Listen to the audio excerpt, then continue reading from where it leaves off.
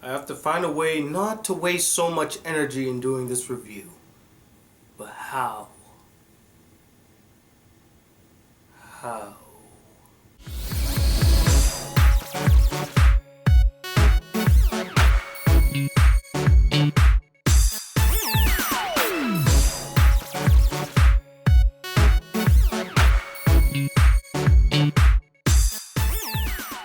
Hey guys, the Black Critic Guy here with my final anime review for Mystery Month, Hyouka. So Hyouka follows Oriki Hotaru, a guy who's all about conserving his energy and lives by the phrase, if I don't have to do it, I won't do it, and if I have to do it as quickly as possible. And at the request of his sister, he joins the Classics Club and meets this girl by the name of Chitanda, whose curiosity is easily pulled. And through her curiosity, she makes Oriki solve these various mysteries and other curiosities, and that's the entire show. Now, this anime was also one of the earliest animes that I was requested to review by one of my earliest subscribers, KH Fanatic 1996. And just like the character Chitanda, I've been curious about watching this anime for quite some time now. Ever since seeing this picture right here, I've been curious to watch it because the picture just gave off this really unsettling vibe to it, and even there's a little subtext in the picture as well that made me very curious to know what this anime was about. I got a sense like there was gonna be like this whole ominous feel to the anime, like there's this big mystery and it was gonna have this creepy vibe to it. So I got excited, and now I finally saw the anime, and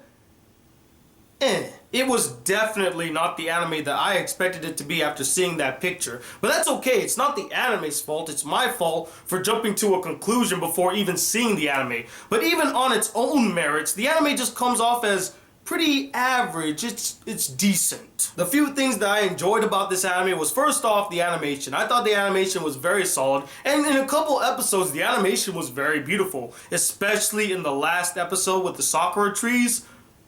Gorgeous. I seriously just want to plant a sakura tree right outside my door so that when spring comes I could see the pink petals fall gracefully in the wind. It just looks so beautiful, guys. The storytelling in the anime is quite unique, focusing on much smaller, down-to-earth, and realistic mysteries than the large and deadly mysteries that we're used to seeing in any given mystery anime, mystery movie, or what have you. Instead of having the main character solve these big murder cases or political scandals, he basically solves these small-scale, mundane mysteries that any person with an appetite of curiosity would also ponder as to why that occurred. Like, why did this guy lock the door? Why did the teacher make that announcement through the intercom? Who's been stealing all the stuff? Hell, there was a series of episodes where the main character had to solve how to end a mystery movie. That is the type of cases that the main character solves in this anime. And if you enjoy just smaller scale mysteries, then you might have a kick out of it. But if you want big scale mysteries, you might not enjoy it, and I will bring that up again. But I will say that it was a breath of fresh air to see it focus on smaller scale mysteries. And lastly, some of the characters were pretty likable and enjoyable, and some were given some good development that I wish they could have expanded on a little bit more, albeit some of the characters are pretty annoying, like Chitanda. Whenever this girl would become curious, her eyes will start to glow and get big, and she would just reach up to Hotaru's face and be like, I'm curious! Every single time without fail, whenever she would get curious, that's what she would do. And I totally empathized with Hotaru, thinking, oh, here we go again. And speaking of Hotaru, he was my favorite and the most interesting character in this entire anime. His deduction skills were just impressive. Seeing how he would formulate a theory and then seeing how the scenario would play out, I mean, it was just really well done. And when he starts thinking, like really concentrating on a mystery, he has this knack of touching the middle part of his hair, which explains the thumbnail for this video. Now, although I did enjoy a few aspects about this anime, there are a few other aspects that I really did enjoy. Earlier I mentioned that I found it unique that this anime focused more on smaller scale mysteries instead of the big mysteries that we're used to seeing.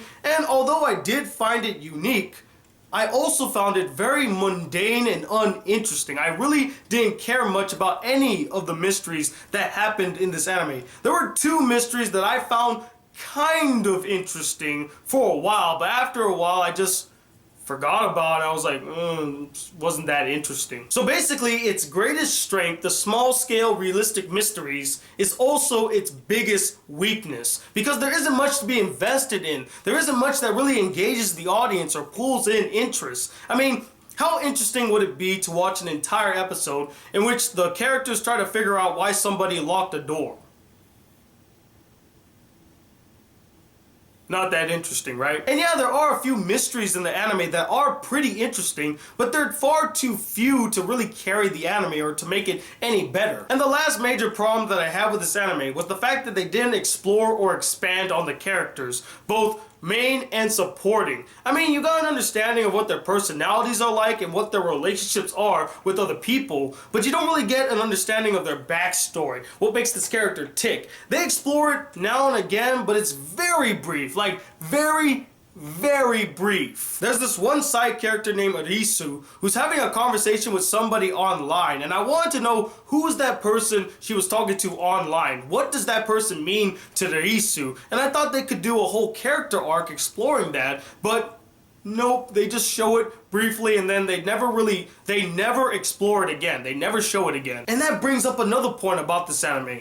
There is no closure to the stories. Yes, the case is solved, but there are some plot elements or some character arcs that aren't really explored and left unanswered. Hell, the last episode, although not disappointing, does leave on an open note that doesn't really give us closure with our characters. And it leaves you hanging, wondering what's next for the characters. Are they gonna end up together? Are they gonna still solve mysteries? What's next? So overall, although I did like a few things about the anime as a whole never really pulled me in. It never really kept my interest, and I was just bored throughout the entire anime. And that's why I'm gonna give it a 3 out of 5 stars. It's okay. It's not a terrible anime in any way, shape, or form. It's just, if you don't see Hyouka, no one's gonna get angry at you. I recommend reading the books. I'm guessing the books might be more interesting than the anime. It might be one of those few things where the anime just didn't do the books justice. Or maybe I'm just going out on a limb here and the books are just as boring as the anime.